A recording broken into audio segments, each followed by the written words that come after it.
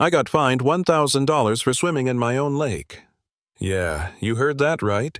My own family's lake behind the cottage I inherited from my grandmother, and somehow that became community property in the twisted little rulebook of our HOA president. That ticket was just the opening shot.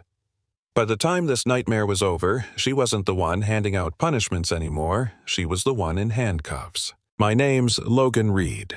I'm 45, a high school history teacher, and all I wanted was some peace after long days of teenage drama and pushy parents. The cottage on the lake was supposed to be my sanctuary. Most evenings I'd kick off my shoes, dive into the water, and forget about the world for a while. That changed the day Grace Perez showed up. You couldn't miss her designer tracksuit clipboard glued to her hand and that smile people wear when they're about to ruin your day. I was dripping wet standing in my backyard when she barked, "You're contaminating the watershed." I laughed, thinking she was joking. She wasn't. She wrote me up on the spot for unauthorized swimming activities and slapped me with a fine that could have paid my mortgage. I told her the lake had been in my family since 1923, that I had the deed. She didn't care. Grace was the president of the HOA, and she treated those bylaws like a holy book. As she strutted away, all I saw was the pawnshop tag dangling from her fancy purse and the way her hand trembled just slightly while she signed the violation. Something about it didn't add up. That night, I dug into her past. What I found made my blood run cold. 3 years earlier, 3 dogs in our neighborhood died from chemical runoff during one of Grace's so-called environmental projects.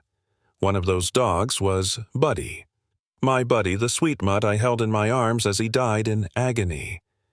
I'd thought it was some tragic accident, but there in black and white was Grace's name defending the project that killed him. Reading her quote felt like getting punched in the gut.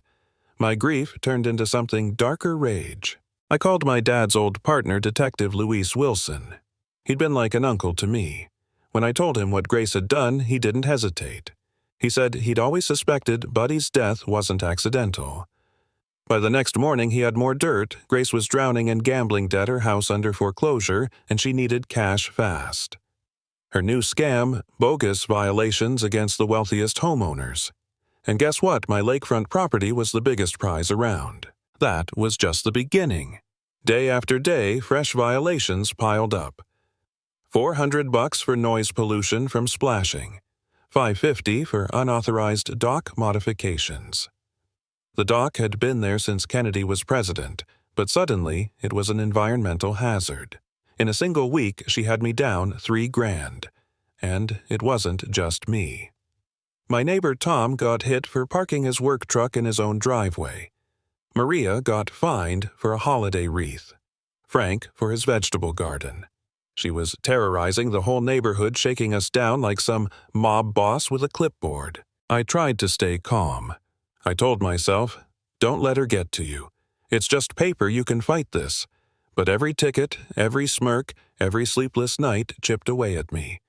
There were evenings I sat staring at the lake, wondering if I should just give up. Sell the place, cut my losses, and walk away. Maybe I was crazy for fighting a system designed to crush people like me. Maybe I was the problem. That's when Emily Smith, our HOA treasurer, asked to meet me in secret. We sat in a dingy coffee shop, and she slid a folder across the table with trembling hands. Inside were bank statements, forged forms checks to a company called Environmental Solutions, LLC. A company Grace had created to pay herself. $38,000 stolen straight from our community fund. Emily whispered, she threatened my job if I asked questions, but I can't live with this anymore. Suddenly, I wasn't alone. Luis put together a plan bait Grace into bragging. Desperate people can't resist easy prey. So, I called her pretending I was defeated. Maybe we can work something out privately, I said. Her excitement was instant. She invited me to her house the next evening. I went wearing a wire. She laid it all out thinking she'd finally broken me. That dog contaminated community water, she snapped when I brought up Buddy. I had to take extreme measures. My chest tightened, but I kept my cool. She went on, practically bragging about funneling HOA money into her fake company. Every word was captured on tape. Louise stepped in cuffs ready and told her she was under arrest.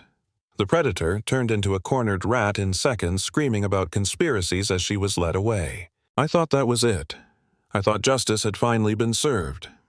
I was wrong. The next night, we held the biggest HOA meeting in history. 78 neighbors packed into the community center. I played the recording.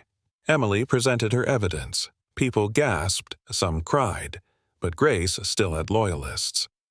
Old Mrs. Morrison stood up shouting about how Grace had protected property values. Others worried about lawsuits.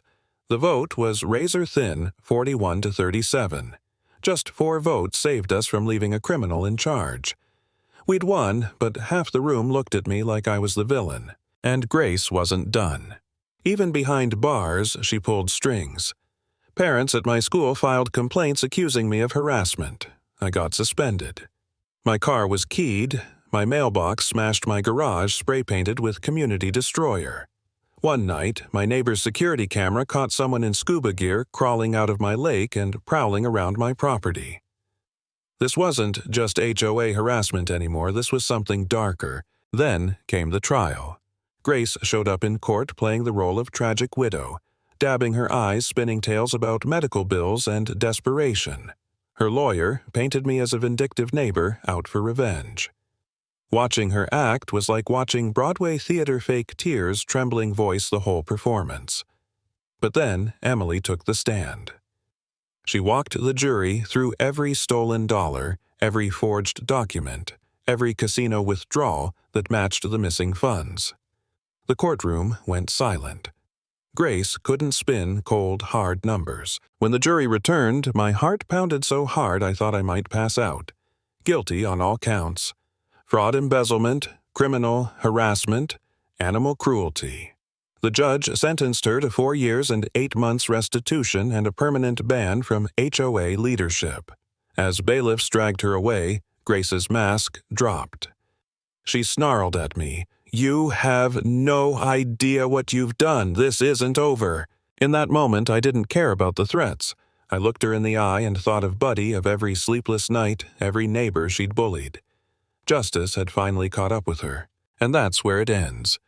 Not with balloons or a barbecue, but with the sound of handcuffs clicking shut on a woman who thought she could rule over us forever. Sometimes justice doesn't come easy, doesn't come clean. But when it does, it proves one thing. Power only works if we let ourselves be afraid.